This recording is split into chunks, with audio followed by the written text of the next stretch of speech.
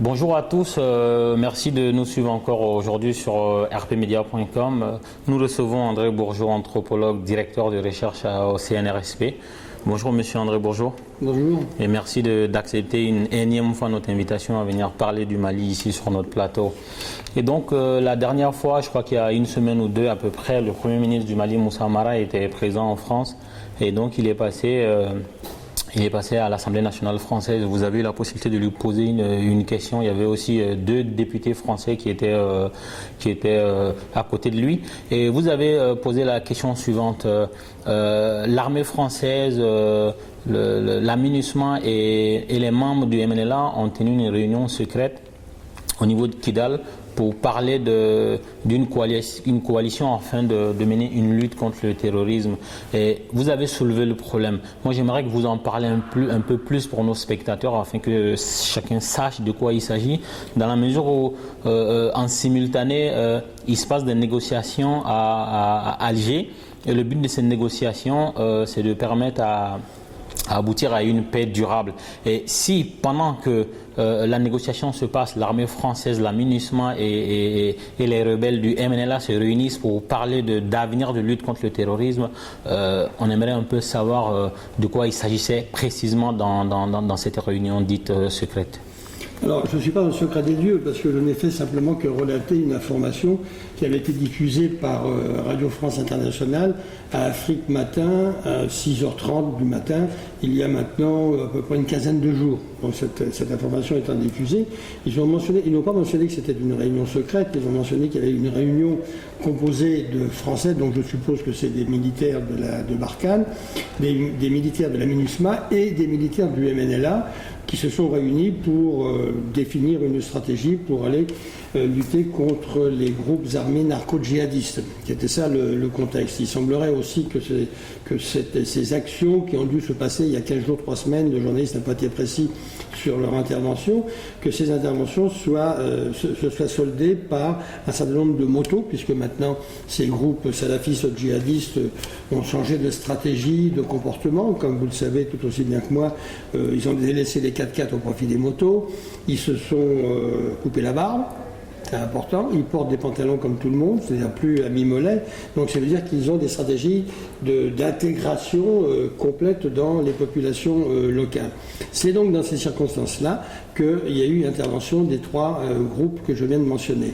Le contexte est quand même assez déroutant parce que c'est au moment où des accords sont en train de se négocier à Alger avec justement des représentants du mouvement national de libération de l'Azawad qui, faut-il encore le rappeler, parce que je crois qu'on ne le rappelle pas assez souvent, ne représente que lui-même, donc il ne peut pas parler ni au nom des sociétés Touareg qui sont multiples dans le septentrion malien, mais aussi dans le Gourma malien, pas plus qu'il ne peut se prévaloir des populations du septentrion qui, en termes cette fois-ci de groupe ethnique, où les Touaregs sont minoritaires, puisque sur le plan démographique, les populations les plus importantes en termes de démographie, c'est les Songhai, mais il y a d'autres populations telles que les Maures, les Arabes, les Peuls, les Bozos, les Bambara aussi, donc ils ne représentent qu'eux-mêmes. Intervenir comme ça dans ce contexte de négociation, c'est quand même un petit peu dérangeant. En tout cas, moi, ça me dérange sensiblement.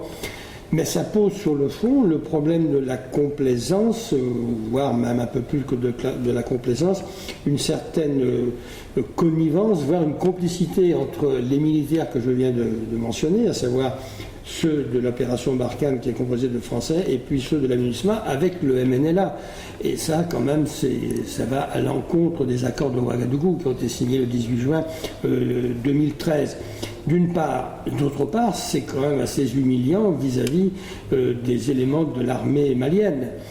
Dire que, dès le début, c'est la sorte de légitimation des relations entre, à l'époque, l'opération Serval et puis le MNLA, c'était de dire que les éléments du MNLA connaissent bien la région et qu'ils seraient susceptibles de conduire les autorités françaises aux otages pour pouvoir les libérer. c'est quand même complètement occulter et puis faire fi de quelqu'un qui connaît particulièrement bien la région puisqu'il est natif de cette région-là. Lui-même a été un ancien rebelle dans les années 90 et qui est actuellement général. Il s'agit du général Régis Gamou sur lequel on aurait pu s'appuyer, même si globalement les militaires des FAMA, donc les forces armées maliennes, ne seraient pas en mesure d'engager une lutte contre ces groupes armés narco-djihadistes. Il y a des éléments dans cette armée-là qui seraient susceptibles d'assurer les mêmes fonctions que les militaires du MNLA. Alors les deux questions que je me pose, mais je n'ai pas eu de réponse, de deux choses l'une, ou bien les responsables militaires au niveau de l'état-major malien ont été sollicités pour engager cette lutte contre les groupes armés et qu'on leur aurait dit non, c'est pas possible compte tenu de l'état dans lequel est l'armée malienne, ou bien alors ils ne les ont pas sollicités. S'ils ne les ont pas sollicités, c'est quand même aussi une forme d'affront à l'égard pas simplement de l'armée et des autorités politiques maliennes, mais à l'égard du peuple malien dont on ne peut pas quand même faire l'économie. Le peuple, il est là, il s'est exprimé à plusieurs reprises et plus particulièrement il y a une quinzaine de jours, le jeudi, puisqu'il y a une grande manifestation d'organiser à Bamako, mais pas simplement, aussi dans bien des capitales régionales. Donc on sent que de plus en plus le peuple malien ne veut pas se laisser dessaisir de ses initiatives et de sa présence. Donc on voit bien que depuis, grosso modo, depuis 2-3 semaines, disons un mois, il y a intervention du peuple malien à travers la société civile, mais aussi à travers ses leaders religieux, parce que la grande manifestation qui a été un succès, tout le monde le reconnaît, du jeudi d'il y a à peu près 15 jours, a été surtout animée par les leaders religieux, particulièrement par le M. Haïdara et M. Diko, lequel M. Diko est le président du Haut Conseil islamique qui lui-même est un wahhabite, alors qu'Haïdara n'est pas un wahhabite puisqu'il est sunnite. Donc on voit bien qu'il y a une sorte d'influence, en tout cas, de la dimension religieuse qui vient dans un contexte où on peut penser, on peut dire qu'il y a une sorte de vide politique et que dans ce vide politique vient s'engouffrer maintenant la société civile. La société civile, c'est difficile à caractériser. C'est un peu une nébuleuse aussi. Mais en tout état de cause, il y a intervention là-dedans. Et dans cette société civile, il y a la dimension religieuse. Je crois savoir aussi qu'on peut parler de société civile à caractère religieux, plus particulièrement avec les jeunes, dont j'ai oublié le nom. Je n'arrive pas à me retrouver le nom. Les jeunes réunis sous une coalition, une association musulmane du Mali, je pense. Oui, c'est ça. Voilà. Je me réfère à ça, mais il y a un terme qui les caractérise. Oui, il y a un terme, c'est vrai que je ne le maîtrise pas non plus. Je l'ai oublié. Donc voilà, donc c'est quand même un peu gênant. Sauf erreur de ma part, très rapidement, cette information n'a plus été diffusée. Tout à fait. Alors, il faudra vérifier, je n'ai pas pu vérifier, mais me semble-t-il que, parce que l'information a été diffusée sur RFI, ni par le correspondant des RFI, enfin les correspondants des RFI, à savoir M. Serge Daniel et M. David Bachet, ne sont pas eux qui ont diffusé l'information.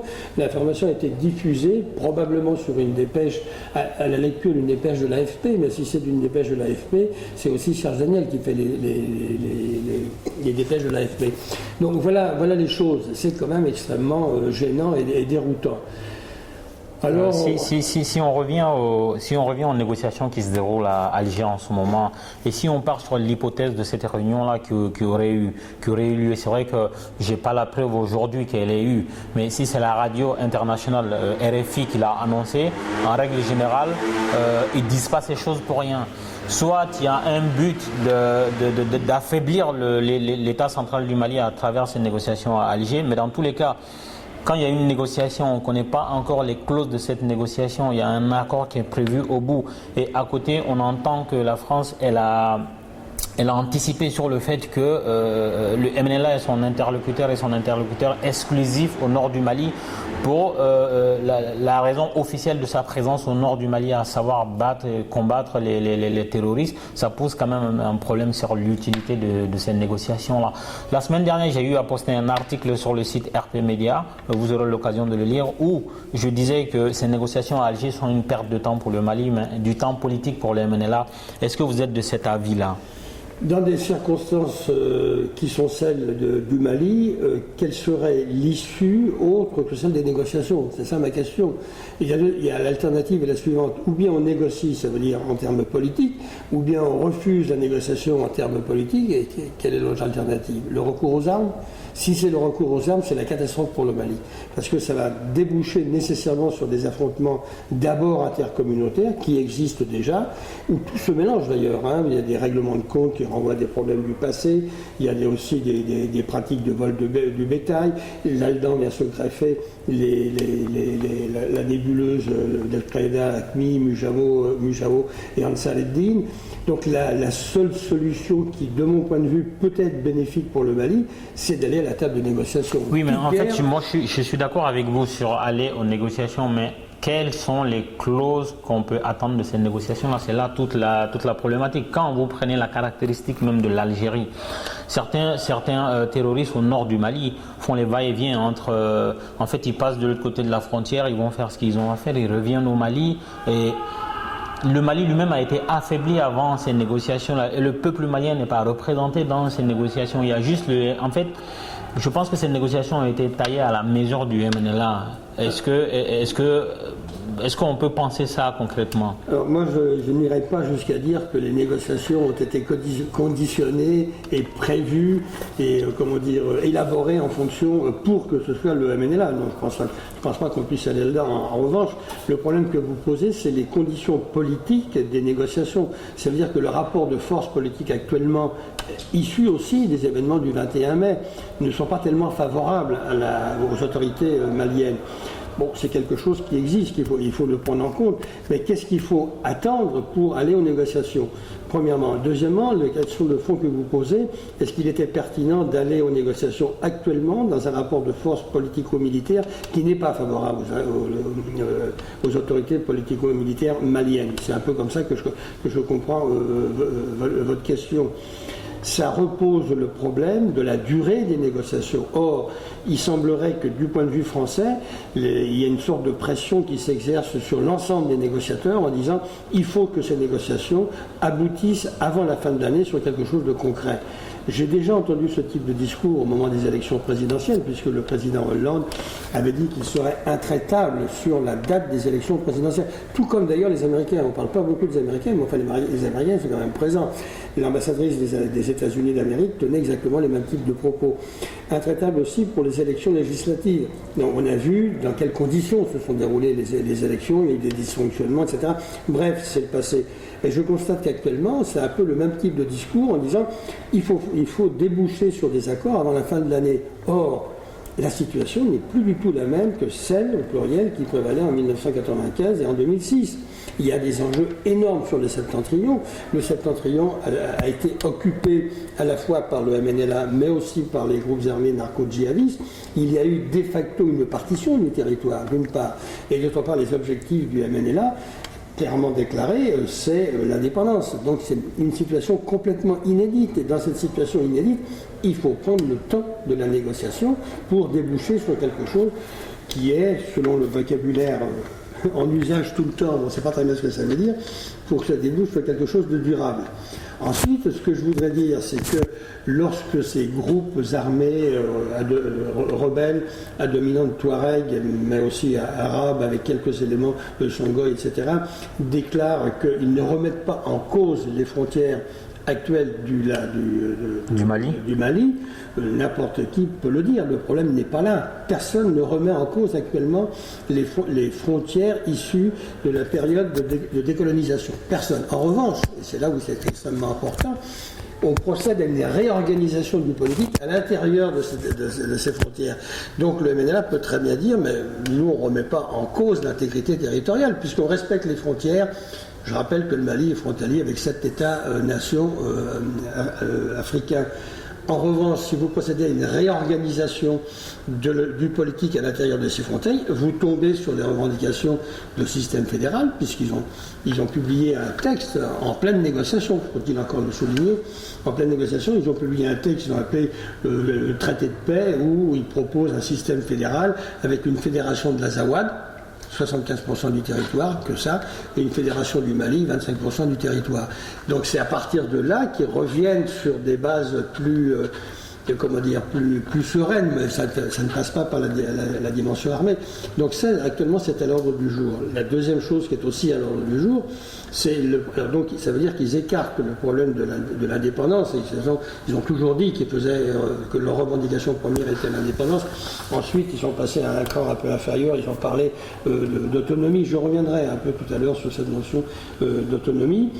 Donc, du point de vue maintenant malien, à plusieurs reprises, ils ont dit qu'il était exclu, y compris les propos tenus par le président de la République, son Excellence Ibeka, Ibrahim Boubacar Keïta, que l'indépendance était exclue, que l'autonomie était exclue, et qu'on pouvait négocier sur la base d'une décentralisation poussée, voire d'une régionalisation. Mais justement, quand on écoute les autorités maliennes, j'ai comme l'impression qu'ils sont mis devant le fait accompli, parce que l'expression décentralisation poussée, c'est quelque chose que je découvre en 2014. Quel est le contenu qui se cache derrière cette expression de décentralisation poussée? Parce qu'on peut bien laisser l'autonomie et l'appeler décentralisation. Le problème, c'est qu'au Mali, plus de la moitié des gens ne savent pas lire, et parmi ceux qui savent lire, très peu lisent bien. Donc, qu'est-ce qui se cache derrière l'expression décentralisation poussée? Je ne sais pas exactement ce qui se cache derrière, mais enfin votre réflexion est pertinente. Maintenant, on utilise un peu plus souvent régionalisation, qui est plus souvent utilisée que décentralisation poussée. Parce que la décentralisation, c'est déjà appliqué, on ne peut pas dire que c'est un succès. Donc on a rajouté poussé, mais poussé pour aller où? Dans le gouffre ou bien c'est de la com à mon avis. Alors la régionalisation, c'est sur le plan du concept politique, n'est pas inintéressant. Mais faut-il encore savoir ce que ça recouvre sur le plan géographique, donc un nouveau découpage territorial, et quels seront les critères utilisés par l'administration pour définir de nouvelles régions. Et ça, c'est un gros problème. Donc la question que je me demande, c'est est-ce qu'il n'y a pas une sorte d'imitation du modèle français? Parce que la décentralisation, elle était à l'ordre du jour en France. La régionalisation, elle est aussi actuellement à l'ordre du jour en France. Elle est sérieusement critiquée, y compris par des éléments du Parti socialiste au pouvoir. Donc ça recouvre quel type de réalité, quel type de nouveaux pouvoirs seront accordés aux collectivités territoriales. Et j'ai l'impression que pour le moment, c'est plus un slogan, un mot d'ordre de propagande qu'une réalité politique qui serait susceptible de se mettre en œuvre. Régionaliser les choses, ça demande énormément d'études pour éviter justement la dérive ethnique de la régionalisation. Parce que ça se pose aussi en fait, pour revenir un peu à la géopolitique de cet endroit-là, aujourd'hui, l'élément central officiel de la lutte du MNLA, c'est nous avons été opprimés, nous ne reconnaissons pas dans... Quand le MNLA se plaint par exemple des autorités maliennes, les 16 millions de Maliens sont d'accord avec eux, là n'est pas le problème. Quand on prend des armes pour réclamer des choses et que derrière ça débouche sur des histoires d'indépendance ou d'autonomie ou de fédéralisme, il faut rappeler qu'en France, les populations les plus reconnues sont les populations issues de la région de Caille. À mon humble avis, c'est la population la plus brave du Mali parce que l'État est absent plus au niveau de Caille qu'au niveau des régions nord. De toute l'histoire du Mali, il y a eu des premiers ministres issus des peuples que le MNLA prétend défendre aujourd'hui. Il y a eu des directeurs nationaux, il y a eu des ministres, enfin il y a eu tout. Votre ami Moussa Agassarid, on a été au lycée ensemble, il n'y avait pas de différence de traitement entre nous. Ce que je veux dire, c'est que l'État central du Mali a failli dans sa gestion politique, administrative et économique des régions nord du Mali, mais c'est avec la complicité des responsables originaires du nord du Mali, ça il faut le dire. Et à côté de ça, si effectivement on s'amuse à répondre favorablement aux requêtes du Mali, le peuple de Caille pourrait aussi redemander les mêmes choses, surtout il y a beaucoup qui sont un peu à l'extérieur du Mali, qui ont fait fortune dans divers domaines, ils pourraient se réorganiser et prendre des armes et demander la même chose. Moi je suis originaire de la région de Ségou, du cercle de Bla. Peut-être que nous aussi on va prendre les armes pour demander plus. Et donc en fait, est-ce qu'il ne faut pas est-ce qu'il ne faut pas un peu dégonfler ces négociations qui se passent à Alger? Parce que comme je vous l'ai dit, le peuple malien n'est pas représenté. Il y a quelques responsables politiques du RPM qui sont peut-être représentés, avec quelques amis à eux qui sont d'autres organisations. Mais quand vous prenez une organisation comme le MNLA, le HUA, le MAA, c'est que ces gens ont plus de représentativité aujourd'hui dans ces négociations-là que les 16 millions de Maliens. Est-ce que ça ne pose pas un problème sur l'avenir des accords qui pourraient être négociés si ces accords-là ne plaisent pas aux 16 millions de Maliens? Non, le problème que vous posez, c'est la représentativité et la représentation démocratique, cette fois-ci, des négociations. On ne peut pas dire que le mouvement démographique aussi. Démocratique et démographique, voilà. Parce qu'encore une fois, ces trois mouvements-là, plus particulièrement le Haut Conseil pour l'unité de l'Azawad, qui en définitive ne représente que quelques familles. Mais là, je crois qu'il faut dénoncer le rôle des médias, et plus particulièrement les médias occidentaux, qui ont toujours privilégié le mouvement national de libération de l'Azawad, y compris les journalistes qui sont actuellement au Mali. Sauf erreur de ma part, et vous pouvez vérifier, on a rarement fait, je dis bien rarement fait, référence par exemple aux Touaregs noirs. Or, les Touaregs noirs existent quand même à Gao, ils se sont organisés, y compris aussi pour la communauté des Imrad. Les Imrad existent, ils sont très rarement interviewés, sauf dans les réseaux un petit peu parallèles. Mais les grands médias considèrent que ça n'existe pas. Ça veut donc dire que les auditeurs qui voient et qui entendent ça pensent, effectivement, parce qu'on leur dit que c'est comme ça, que le seul groupe qui existe, c'est le Mouvement national de libération de l'Azawad, qui dit représenter l'ensemble des Touaregs. Donc le téléspectateur moyen, il n'a pas les moyens de dire maintenant c'est absolument faux. Donc c'est un peu notre rôle de rétablir un petit peu les choses. Donc ça c'est le problème d'ordre démocratique. Mais si vous prenez la composition, cette fois-ci, de la délégation malienne, ça pose aussi un certain nombre de problèmes, parce qu'on voit bien qu'il y a des gens qui ne sont pas particulièrement formés pour la négociation et pour la résolution des conflits. Et effectivement, à plusieurs reprises, j'ai fait référence à cet aspect, il n'y a pas de représentants des populations du Nord, je veux dire, en tant au même niveau que ceux des groupes qui sont là. Alors, ils ont eu l'habileté, parce que le rapport de force politique a été créé, de leur dire, venez vous exprimer à Alger. Ils sont allés, ils se sont exprimés à Alger, mais ils ne font pas partie structurellement, d'une manière organique à ces négociations. Ça veut donc dire que quelle que soit l'issue et le contenu de ces accords, parce que je pense qu'à un moment donné, il va bien falloir quand même signer des accords, les conséquences de ces accords ne peuvent pas être consensuelles. Il y aura nécessairement des mécontents. Et si le contenu de ces accords ne correspond pas à la manière dont le peuple malien, et plus particulièrement les populations du Septentrion, considèrent qu'ils ont été floués, il y a quand même un risque majeur que les populations sortent dans les rues. Ça a déjà été fait avant les négociations. Ensuite, vous le savez tout aussi bien que moi, qu'il y a certains éléments qui sont en train de s'armer aussi.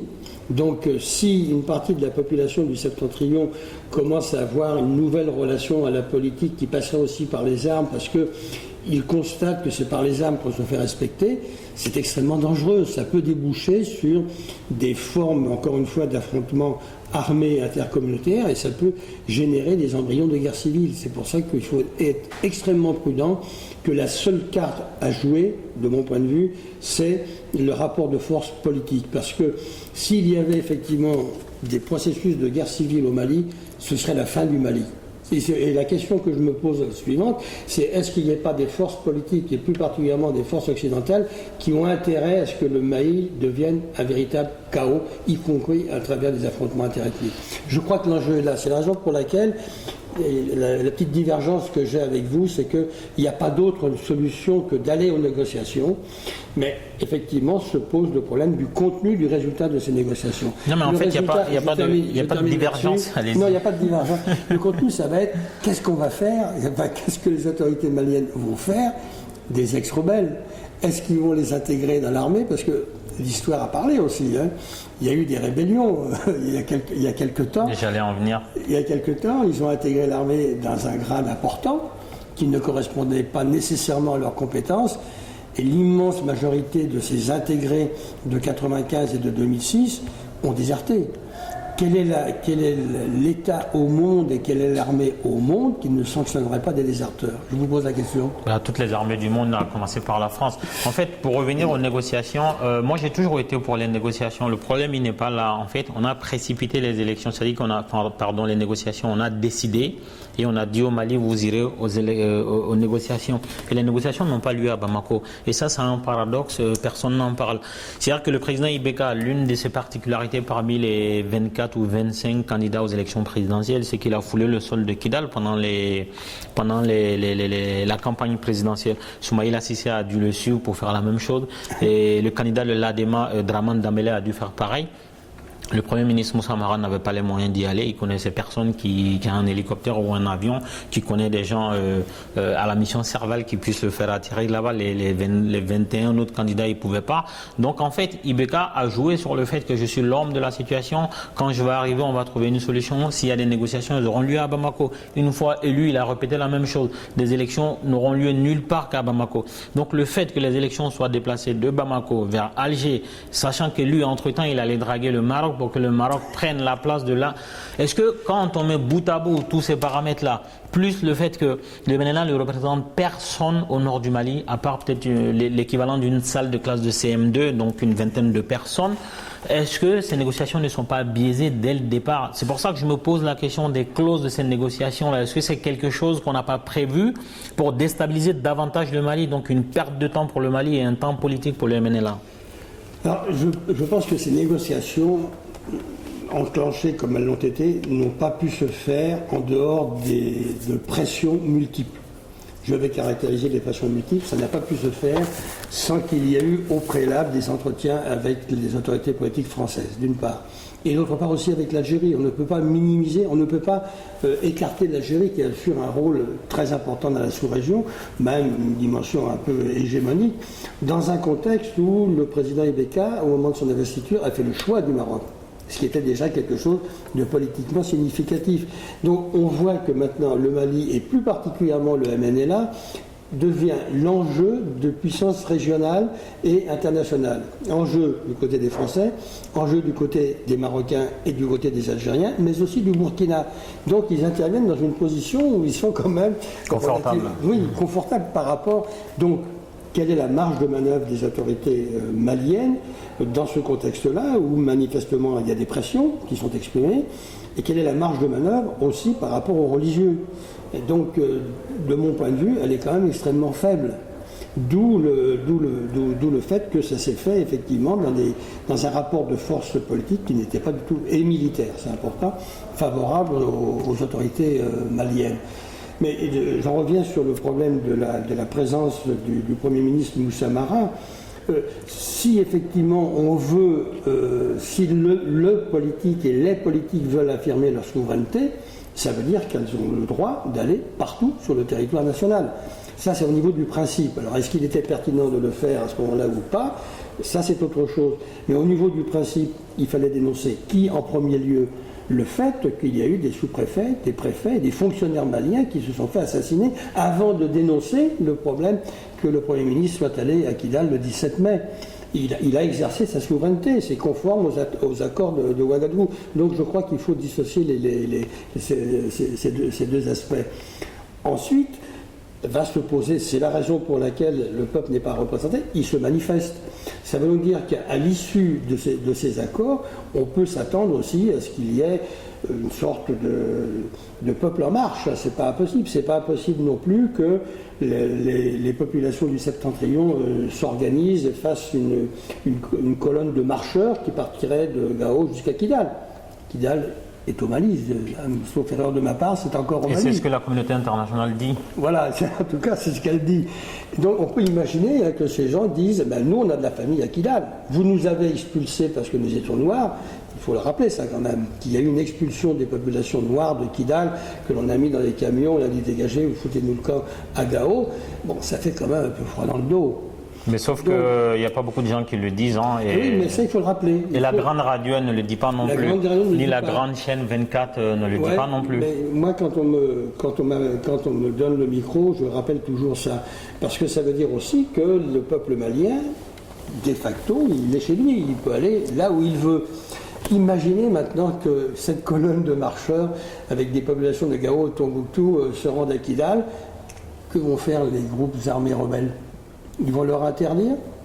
Mais ces groupes armés, ils ont tous les droits. Parce que n'oublions pas que le MNLA ne maîtrise pas, enfin le MNLA en tant qu'organisation politique, parce que c'est ce qu'ils disent de plus en plus, ne maîtrise pas ses combattants.